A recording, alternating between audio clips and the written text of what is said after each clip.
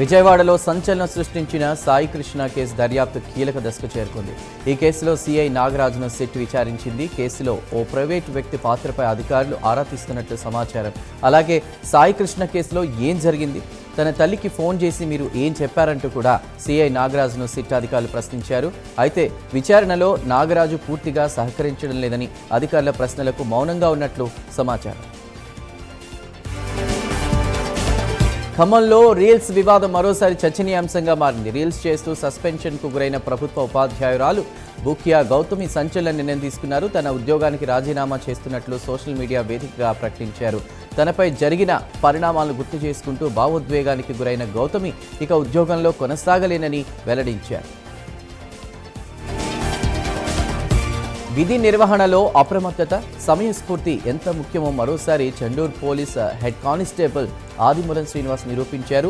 Dial 100కు వచ్చినటువంటి సమాచారం అందుకున్న వెంటనే సంఘటనా స్థలికి చేరుకుని ఉరివేసుకుని ప్రాణాపాయ స్థితిలో ఉన్న ఓ వ్యక్తిని సాహసోపేతంగా రక్షించారు. ఆయన చూపిన ధైర్య సాహసాలను స్థానిక ప్రజలు, పోలీసు ఉన్నతాధికారులు అభినందిస్తున్నారు. శ్రీకాకుళం జిల్లాలోని ఆంధ్ర ఒడిశా సరిహద్దు ప్రాంతంలో భారీ అగ్ని ప్రమాదం చోటు చేసుకుంది. ఇచ్చాపురానికి సమీపంలోని సుమంది నేరా పెట్రోల్ బంక్ వద్ద మహారాష్ట్ర నుండి ఒడిశా వైపు బైకుల లోడ్తో వెళ్తున్నటువంటి కంటైనర్ డ్రైవర్ క్యాబిన్లో ఒక్కసారిగా మంటలు చెలరేగాయి. అప్రమత్తమైన డ్రైవర్ క్లీనర్ వెంటనే వాహనం నుంచి బయటకు దూకి ప్రాణాలు కాపాడుకున్నారు. అయితే మంటలు వేగంగా వ్యాపించడంతో పెట్రోల్ బంక్ పరిసరాల్లో భయాందోళన నెలకొంది. సమాచారం అందుకున్న అగ్నిమాపక సిబ్బంది ఘటనా స్థలికి చేరుకుని మంటలను అదుపులోకి తీసుకొచ్చారు. అప్పటికే కంటైనర్ పూర్తిగా దగ్ధమైంది. రైలు కింద పడిన లోకో పైలట్ సమయస్ఫూర్తితో ఓ యువతి ప్రాణాలతో బయటపడింది. ఇక శ్రీకాకుళం జిల్లా పాతపట్నం రైల్వే స్టేషన్ సమీపంలో జరిగిన ఈ ఘటన తీవ్ర కలకలం రేపింది. ప్రమాదాన్ని గుర్తించిన లోకో పైలట్ వెంటనే అత్యవసర బ్రేకులు వేయడంతో పెను ప్రమాదం తప్పింది. హీరమండల్ కలెక్టర్ గ్రామానికి చెందిన 19 ఏళ్ల రామజ్యోతి రైలు కింద పడిపోయింది. లోకో పైలట్ యువతిని గమనించి తక్షణమే అత్యవసర బ్రేకులు వేశారు. అయినప్పటికీ వేగం కారణంగా రైలు 2 బోగీలు ముందుకు వెళ్లాయి. అయితే రైలు వేగం తగ్గడంతో యువతికి ఎలాంటి ప్రాణాపాయం జరగలేదు. ఘటన అనంతరం రైల్వే అధికారులు వెంటనే స్పందించి యువతిని బయటకు తీశారు. లోకో పైలట్ చొరవతో ఓ నిండు ప్రాణం నిలిచిందని ప్రయాణికులు, స్థానికులు ఊపిరి పీల్చుకున్నారు.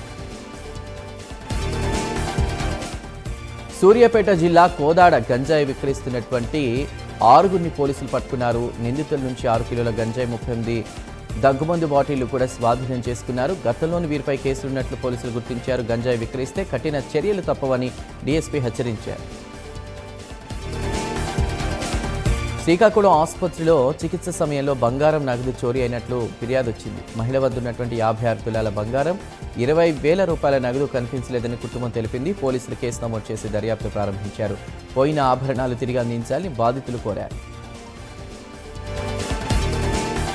కడప జిల్లా ప్రొద్దుటూరులో బైక్ దొంగను పోలీసులు అరెస్ట్ చేశారు. పాత బీగాలతో 7 మోటార్ సైకిల్ చోరీ చేసినట్లు గుర్తించారు. స్విగ్గీ బాయ్గా పనిచేస్తున్న యువకుడిని అదుపులోకి తీసుకున్నారు. స్వాధీనం చేసుకున్న బైక్ల విలువ సుమారు 3,50,000గా ఉన్నట్లు తెలిపారు. ప్రకాశం జిల్లా ఒంగోలు ప్రైవేట్ స్కూల్లో ఆరోపణలు కలకలం రేపాయి. 3వ తరగతి విద్యార్థిపై పీఈటీ మాస్టర్ లైంగిక దాడి చేశారని ఆరోపణలు వచ్చాయి. తల్లిదండ్రుల ఫిర్యాదుతో పోలీసులు కేసు నమోదు చేశారు. ఘటనపై ప్రస్తుతం దర్యాప్తు కొనసాగుతోంది. కృష్ణా జిల్లా నాగాయలంకలో కోడి వ్యర్థాల అక్రమ తరలింపును పోలీసులు అడ్డుకున్నారు. హైదరాబాద్ నుంచి చేపల చెరువులకు తరలిస్తున్న 10 టన్నుల వ్యర్థాలను పట్టుకున్నారు. వాహనాన్ని సీజ్ చేసి వ్యర్థాలను పూడ్చిపెట్టారు. ఇక ప్రజారోగ్య రక్షణ కోసం చర్యలు తీసుకున్నామని పోలీసులు తెలిపారు. రాజన్న సిరిసిల్ల జిల్లా వేములవాడలో విషాద ఘటన చోటు చేసుకుంది. బైక్ను తోసుకుంటూ వెళ్తున్న యువకుడు ఒక్కసారిగా కుప్పకూలి మృతి చెందాడు. హార్ట్ స్ట్రోక్ కారణంగా మృతి చెందినట్లు వైద్యులు అనుమానిస్తున్నారు. కుటుంబానికి అండగా ఉన్న యువకుడి మృతితో ప్రస్తుతం విషాదం నెలకొంది. జగిత్యాల జిల్లా మల్యాలలో విషాద ఘటన చోటు చేసుకుంది. ఐడబ్ల్యూహెచ్సి వసతి గృహానికి చెందిన 2 విద్యార్థులు చెరువులో మునిగిపోయారు. మృతదేహాలను వెలికి తీసి పోస్టుమార్టం కోసం తరలించారు. ఘటనపై పోలీసులు దర్యాప్తు చేస్తున్నారు.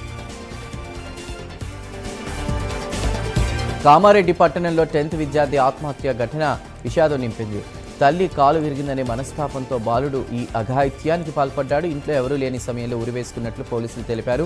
కేసు నమోదు చేసి ప్రస్తుతం దర్యాప్తు చేస్తున్నారు. నెల్లూరు నగరంలో ఇంటర్ విద్యార్థిని మృతి చెందింది. వాంతులు విరోచనాలతో ఆసుపత్రిలో చేరిన యువతి చికిత్స పొందుతూ మృతి చెందింది. వైద్యుల నిర్లక్ష్యమే కారణమని తల్లిదండ్రులు ఆరోపించారు. ఘటనపై పోలీసులు విచారణ చేపట్టారు. ప్రకాశం జిల్లాలో అంతర్జిల్లా దొంగల ముఠాను పోలీసులు అరెస్ట్ చేశారు. విద్యుత్ స్తంభాలపై అల్యూమినియం వైర్లు చోరీ చేస్తున్న 7గురిని పట్టుకున్నారు. 150 కిలోల అల్యూమినియం వైర్లు, వాహనాలను స్వాధీనం చేసుకున్నారు. మొత్తం 11 కేసులను ఛేదించినట్లు పోలీసులు తెలిపారు.